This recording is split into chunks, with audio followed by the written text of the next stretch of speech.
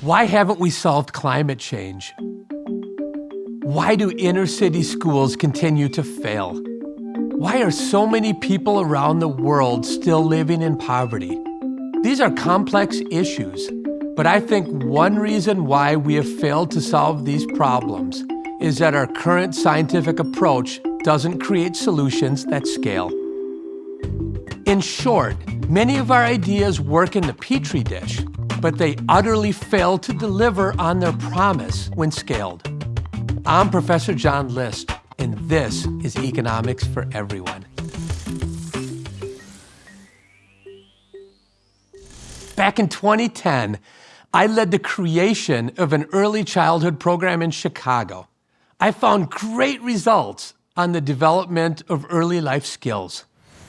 After publishing those results, I wanted every child in the world to have this program. So I visited several policymakers. Yet I was met with deep resistance, often being told, "Professor List, your program has an impressive benefit profile, but don't expect it to happen at scale." I wondered why. They typically responded, "All of the experts tell us that they have a great intervention, but when we roll them out, the treatment results are never ever close to what they promised." That caused me to pause. I began to reconsider our research approach in economics. I realized that it is largely an approach to generate significant effects of a program in one specific corner of the world under best-case conditions. But that's not what policymakers need to solve the key issues of the day.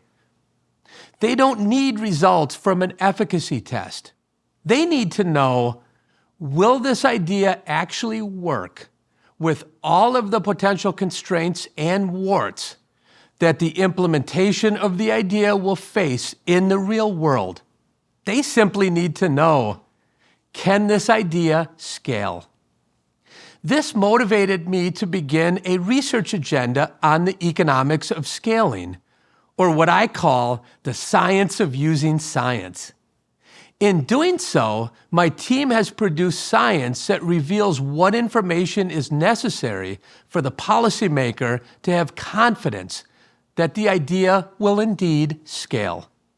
Our research shows that there are 5 main causes for an idea to fail at scale, or what I call the 5 vital signs. The first vital sign is to determine, are the data lying? What I mean by this, the data literally don't lie. It's just asking, is it a false positive? The second cause is when promising early results don't accurately take into account who exactly they work for, so that when you expand your idea, it falls short for a broader set of people. The third cause is failing to evaluate whether initial success depends on unique circumstances that can never be replicated at scale. The fourth cause is spillovers, or what happens when the implementation of your idea has unplanned effects that backfire against that same idea. And the fifth is what I call the supply side of economics. This is, can you generate all of those revenues in a cost-effective way? Let's dig into a few of these vital signs. I want to return to my high school days in the 1980s. At that time, policymakers were very concerned with teen drug use. In fact, First Lady Nancy Reagan partnered with a program called DARE, the Drug Abuse Resistance Education Program, and she took that program nationwide in a campaign that was popularly called the Just Say No campaign. They even came to my high school in Sun Prairie, Wisconsin. I still vividly recall their presentation. The public official told us that we should not use drugs because drugs will shrink our brains. Yikes, I said.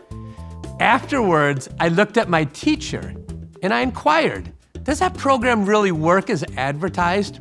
It seems way too good to be true.